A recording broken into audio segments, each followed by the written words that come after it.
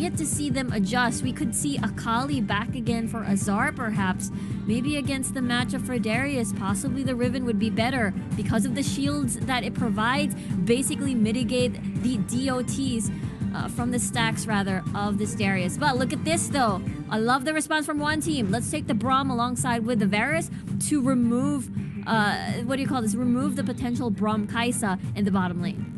Oh, you love to see it. It's the Diana coming right in. You saw Tatsuri on the upper bracket rounds. He's been able to just demolish anybody he sets his eyes upon. And look what we have. A Nunu to pair alongside with. Now, this is going to get a lot interesting because Team Secret, they can skirmish, they can also team fight. But one team, they bring back what they are known for. Ninja 7 on that Corki, or you could still send it to Baya. Yeah, this is such a huge throwback to the Summer Super Cup. One team spam double 80 carry in the Summer Super Cup playoffs, and looks like they're bringing it back. I'm so excited to see this transform during the SEA Champs in the current fall season. And again, this is the composition as well that they used in the grand finals versus EVOS Esports. So this is pretty hype. It is. I know. Yeah. Oh, wow. Okay, well, let's look into how each team wants to play. One team, Esports, really want to scale through the roof heading into the late game, and they're just going to troll every element they can to take anybody out. Team Secret. Riku, Team Secret, how do they win this? Yeah, this is going to be very tricky for sure, because Azar, again, they want to make sure that he's able to win his matchup up against Kid, and as well as, you know, Tatsuri just going to be doing Tatsuri things, being able to dive and set up with that big moonfall, and the Nunu and as well as Trevor and Hamis rather, will serve as that chunky front line for Team Secret to make sure that Chewy shines on the Kai'Sa. Well, here we go. Game 1 of our final series of the day. Team Secret versus one team. Casters, take us into the Rift. We certainly shall, Mika. Thank you very much. It's myself, Skimmy, and I'm joined by Omer again because you just cannot get enough of us too. We are here to send you into the night and also send one of these teams home. Yeah, that's the sad part, right? The good part is us here chilling, watching some good Wild Rift gameplay and sending you guys off to bed with some sweet dreams. The sad thing is one of these teams, they're gonna have nightmares for a while because this is the end of their tournament.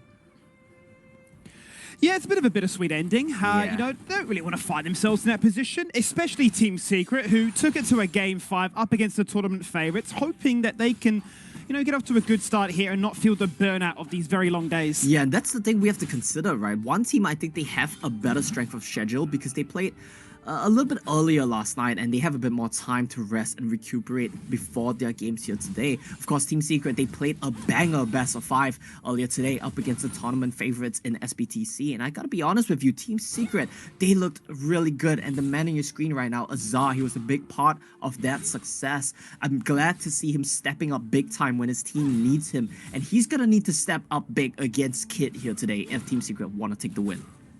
Certainly, and especially when you deny away that Riven, which was let through, which had a surprise because we have seen one really veer towards this Riven by time and time again. Sometimes even coupling with the Fresh allows them to act like madmen and just get out for free. You know, they've already got the escape plan, you know, way in advance. Oh, Treble. A bit of a letdown. It's a car crash. The car's been written off and the gang's gone sideways. Indeed it has. And with that, both junglers, I do believe this will just be a vertical path from them. But it looks like Xianyo, he doesn't want to allow that to happen. He's going to race back to his blue buff. But Trapper, the question is, with Consume, with Smite, will he be too quick here? Yeah, good question. They are going to both look at each other and say, what are you doing in my swamp? And Treble decides that I maybe just need to walk away from this swamp. But actually, I'm just joking. It's a battle of the sweepers. We're looking for vision, and I'm looking for your buff. I won't get it, but maybe that doesn't matter because I brought the whole crew to party. We're dancing. We're having fun. It's only 2 minutes in. But nobody will fall down for first blood just yet. But still, good trade for Team Secret. They get the blue buff. That's a bit of a consolation prize. But Ninja 7 is forced to expand both of his Psalms. That's the big thing here for Team Secret. Losing that means that Ninja, he's going to have a hard time. When Hamas hits level 5, he's going to be able to flash Body Slam Cask. And a lot of the burden will come down to Siu to really deny that combo. Azar trading so aggressively. Yeah, be really keen, right, to try and prove a point in this series that, I'm going to play the Riven. I'm going to, assert the dominance. I'm going to be the lion in this den, and, I'm going to bully you. But, let's start with our kid. Having a bit of fun in his own. He is getting pretty dangerously low with these bleed stacks. And rightfully so, has to expend that last charge just to run away. And that was a great hook there from Kid. He cancels out the third jump from Azar, but with that trapper. We're drifting, we're rocking up, and we're walking away. Okay, bit anticlimactic, but now we're going to drag back into, and here comes Devi. Assault and battery, and he has been assaulted because that's a double kill. I love to see it. Kid sets up so well. He knows Xianyou is coming. He knows he has to heal from his first skill. He has the barrier. He can't sustain for such a long time. With that dunks Azar, dunks Trevor. Great start from him, and look at that. Dead man's plate already. 3 minutes in. This man has a completed item. He won't even need to recall before the 4-minute objective spawn timings. That's the big thing right now. He's going to be able to just push the wave and rotate straight away, which is going to give one team such a good setup for the next fight. Baya, he needs to recall, get his package, and I feel like one team, they're going to be very happy with taking the next fight.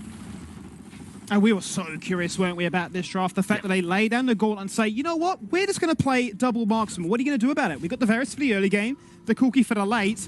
You need to punish us, because if we get a lead, we will just pump out far more damage than you can handle. So a bit of a volatile situation at the top side where they, they take that gamble, and ultimately Kid comes out and says, cheers for the blue buff, but most certainly cheers for the double, because as you say, he has the items, and they might look to try and contest everything. Yeah, that's huge right now, because Trevor, he wants to start things off here. He has the ability to smart bike it with Consume, but Kid is so strong. He's being caught from the rest of his team, however. He's running away, but no one there to protect him. The explosive cast goes out, has to expend that flash, buying time for the Honey Fruit to come back to this fight with at least 50% HP. The rest of his team went in a position to really back him up. Now the Absolute Zero instantly cancelled, and the package laid down. That is the red carpet. We're not at the Oscars, but we might as well be, because pick up the trophy. One team have crushed that team fight. One team indeed. They're going to pick up the Herald. They're going to pick up a kill on Trevor, and they are going to pick up Inferno Dragon as well. Look at Kid, this man in the front line, leading the charge. Has the dead man's plate. He's going to be a beast at this game. 1,500 gold up on his counterpart Azar already. He picked up the last kill there with a dunk as well. But this might be a good play here from Team Secret. I like this rotation. Try to raise them on the cross map. You're never going to beat them at the play at the Dragon, so you have to try to find something somewhere else on the map, and this is really good from Team Secret. They force one team to expand the Herald, but they still get the first turret. Very good answer here. Yeah, it's always a good sign of a good team, right? What is their trade back? What are their identifications of what can we do given the current circumstances, right? So they get the first turret, as you quite rightly mentioned. One team will respond in similar fashion in a cross-map play to take down the bot tier 1, 2. So ultimately it is still one team with a gold lead, rightfully so. But it's not without TS giving themselves a few answers of their own. Yeah, I love that goal lead is on Kid, so this man is going to be a bit of a force to be reckoned with here. He's not going to have a turret to fall back on if he gets collapsed on, so I'm quite curious to see what the lane assignments are going to look like from one team right now. There we go, it's looking like they want to give Kid a bit of safety. He has no escapes on this Darius, so if you ever try to push a neutral wave or beyond, it's very likely that you just get ganked by the snowball and you need to outplay in a 1v2, in a 1v3. So good assignments here to leave him in a safer lane, and you can just have Baya rotate up, catch the waves when it's crashing into your tier 2, give him access to the safe farm while Kid pressures a safer side of the map. Things are looking really good across the board from one team right now, and I like what we're seeing, because keep in mind, they do have the Corki. I'm very critical of this champion, but when he gets to the late game, he's still the same old Corki. Yeah, he gets a little bit cocky, right? He definitely gets a little bit keen for his boots. We saw that earlier 20 minutes, boys. We've seen it too many times, and sometimes you have to wonder, how has this happened? How have we found ourselves in a position where a champion can accelerate to a potential one-shot position? Yeah. Interesting note, also to follow up to your point from before about the fact that Kid does go to that lane, allows him just to continue his lane dominance into his Zard. There's another snowball. Thank you for just panning away. We don't need to see that one. The Herald gets summoned. There isn't a dragon to contest, so they're not really going to get much from this. In fact, nothing at all. But that's fine, because one team, they're going to get the top turret. That was just a distraction. Okay. That Herald served two functions. You saw the entire Team Secret roster just make a 180, turn around and go back to mid lane the moment the Herald drop. But I really like the calls of Team Secret. They are slower on the play, but they commit more resources to try the trade. You will still lose out, but you need to be doing things like this to trade back when you're playing from behind. I think very good calls from Team Secret this game. But if one team, they pick this up, that's going to be huge. Wow. Very creative call. Quite rightly, you should say. I mean, I missed it originally. The hero getting summoned. I'm thinking, oh, you know, that's a little bit too head. It's been missed. What's that really achieving? But they've just sieged a turret and a half, and they're exposing lanes as if they're playing a Fiora. I mean, they're not playing a split pushing comp traditionally, but they've certainly achieved so much of this map. And you kind of have to wonder if One Team and Flash Wolves have been scrimming, because this is a very similar strategy to what we saw from Flash Wolves earlier as well. They always send Bruce and Cookie together, and it's working so very well for them. Mid jungle, push lanes in tandem. You are such a strong force. You push towers so fast. That's exactly what we're seeing from Baya and Cienio as well. The exact same strategy coming out of both of our Taiwanese teams here bodes well for them, because earlier today, Flash Wolves looked so very good. Yeah, they looked really clean and clinical as well. They had a clear game plan in mind. This is what we're going to be looking to try and achieve. The gold was distributed in all the right places, and their team fighting was probably the sharpest we've seen all tournament long. So curious to see really what One Team can do. And I guess it goes back to that original question, which was match fitness. Both these teams so far, they've had these very long days. What does it really mean ultimately? Because we've seen a lot of teams, as this Nunu has risen more and more into the tournament, a lot more answers are being thrown its way, right? The original snowball, still going to be a little bit difficult to try and interrupt, but the ability to prevent it from, you know, just dominating the jungle has been a treat to watch. Yeah, and that's exactly what we're seeing out of One Team as well, right? The snowball is going to be scary, but you have Kaki who can easily get away from a Nunu. You have Varus who's going to be very well protected by the triple frontline of Xianyo, Kid, as well as Xiu. He's going to feel so safe. And Trevor, I know this pick was so high priority in the NBR series, but you have to consider that you're facing off against a different beast now. One Team is a team who's not afraid to play aggressively and up in your face with these counter ganks, which is exactly what we saw this game. So the Nunu pick has been kind of getting punished here from Trevor, and I can't help but feel like they might need to lower their priority on it. Guess the question is, though, what comes out instead if Trevor was to try and showcase it? Because he has said, I can play carries. You know, if you need me to be a carry, I can fulfill that role. His Fiora looked incredibly clean, and I wouldn't mind seeing him in one of those performances again. But the game plan so far is still in motion. There's another snowball. Nebs has another camp to clear, as that's really what he's relegated to, as this Vi does run this map. Forward, Lockerman plays with the ultimate, dashing away. One more auto! And the concussive blows would have come on through, and Braum would have served his purpose even when he's not there. So very close. Oh, here we go, and the drag back just misses, but now Hummus is, I've got to try and do something. Splits the team apart with the ulti. And that's it. Yeah, a bit of botch engages from both of these teams, but I think One Team, they're gonna be coming out a little bit more on top of that one. They get the inside track of the mid wave. They have to poke from the Varus. They have to poke from the Kaki. Keep in mind, they have double marksman, but what they really have is double poke with the Kaki rockets, with the Varus spears as well. That's something that Team Secret have to be so careful of, because at the end of the day, they are a very short range comp. They rely on finding angles to engage, and Ninja finds it out. Oh, look at that angle. Baya untouched, jumps in with the Valkyrie, says nice absolute zero. You're doing zero in this team fight because you're gone. Nice jungler down for 27 seconds. The positioning out of this world, and it all started with a phenomenal chain of corruption from Ninja 7. Ninja 7 and Baya, they were so on the same page. They were so in sync. One Team, they're looking at the Baron as well. Look at how fast they shredded with the Vi percentage health damage, with the Kaki DPS. They picked that one up for free. Nothing Team Secret can do. And One Team, they look so coordinated. Look at the positioning. Look at the setup of that team fight. They knew that the side of Team Secret had to face check the Baron. When that happened, Baya was ready over the wall. Ninja was ready with the chains of corruption. They collapsed on them, get the Baron, get the kill, 4,000 gold lead, and One Team, once again, firmly in the driver's seat. And it does feel like we're watching that previous series again, because we have a very much more macro-oriented style of play. 12 minutes fast approaching, only 4 kills. And you know what I think, right, Skimmy? We might actually be seeing the Taiwan Finals rematch here in the loser bracket semifinals. One Team, they look so good. And this Nunu is so ineffective. Huge cost. He's going to try again and try as he might. He gets exhausted this time as the Absolute Zero gets a little bit more uptime. But now they're finding time to shine and pop off. Azar jumps on through and finds the Braum. They found the bottom lane of One Team. They are gone, but Azar's at the fight. Kid. Kid swings the axe and drops down the guillotine as if he's Kobe.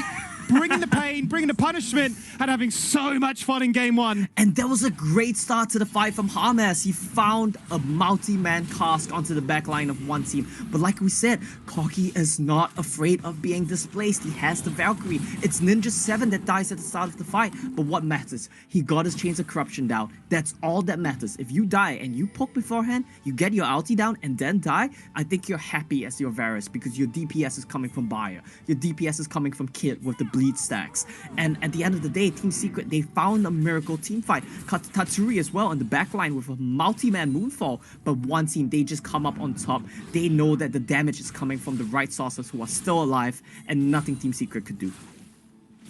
I suppose really more so than anything, Team Secret are hoping that Trevor will become such a nuisance that he will be the engage, he will be the focus, but the Aftershock is enough durability for him to buy enough time for us to see them pretty much run it back with that exact same play. Azar, Tatsuri jumping in, hitting multiple members with CC and saying, you've got damage, you've got range, but if we can get on you, even for just a second, we can still shred you.